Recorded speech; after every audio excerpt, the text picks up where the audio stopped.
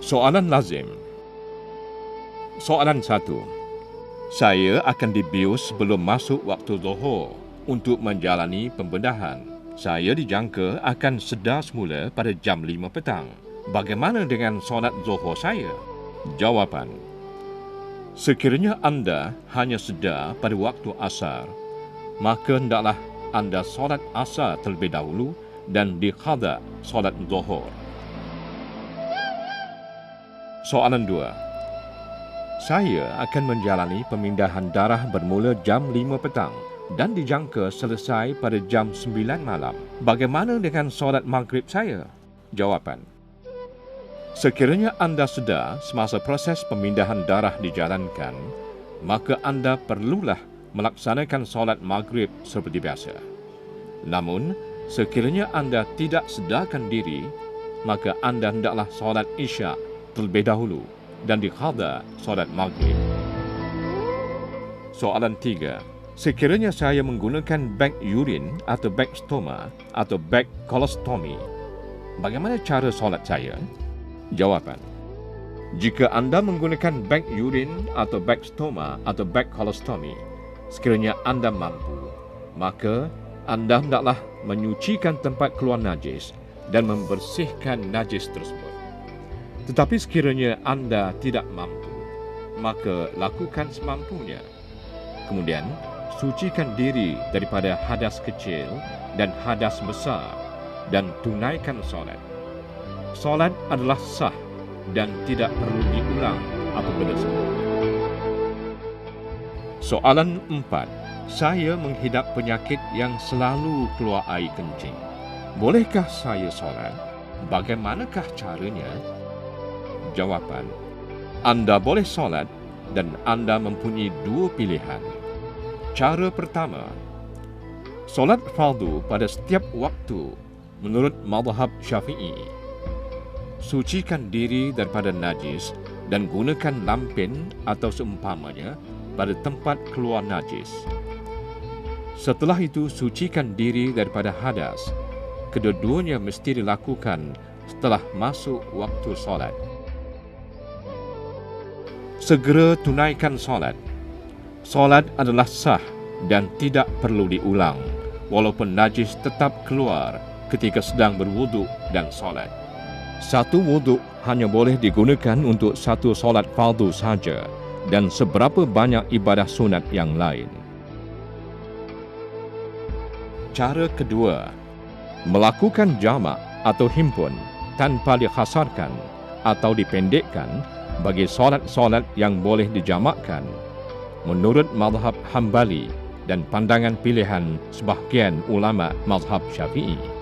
Sucikan diri daripada najis dan hadas setelah masuk waktu solat dan kemudian lakukan solat.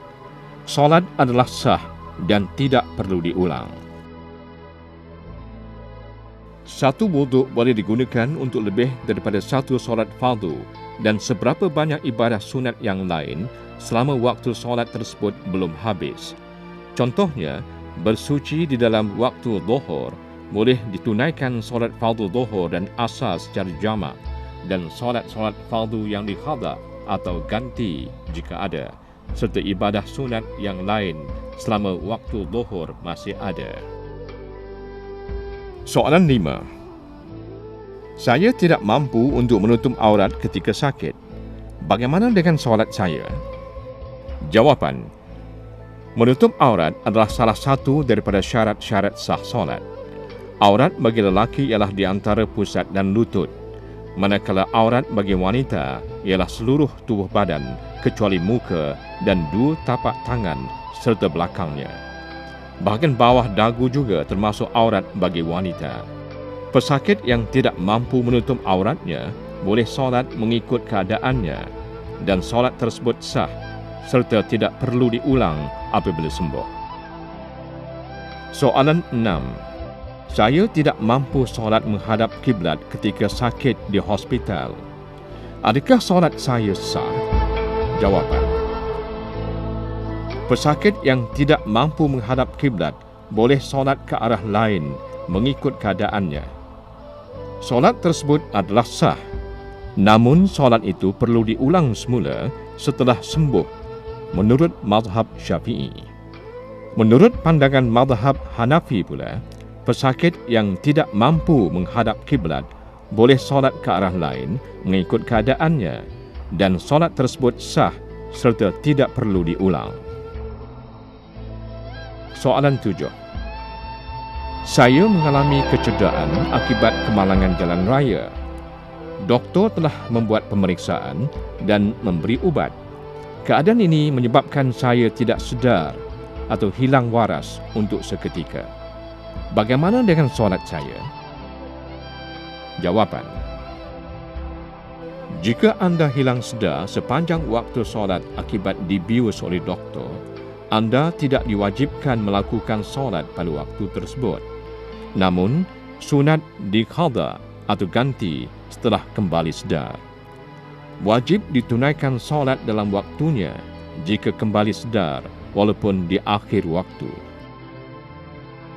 Sebagai contohnya, jika hilang sedar sepanjang waktu zuhur dan kembali sedar pada waktu asar, wajib ditunaikan solat asar dan diqadha atau ganti solat zuhur. Begitu juga jika hilang sedar sepanjang waktu maghrib dan kembali sedar pada waktu isya, maka wajib ditunaikan solat isya dan diqadha atau ganti solat maghrib. Daripada Sayyidina Ali radhiyallahu anhu bahwasanya Rasulullah sallallahu alaihi wasallam bersabda, peliharalah solat, peliharalah solat dan tunaikanlah hak hamba sahaya kamu. Riwayat Abu Daud dan Ibnu Majah.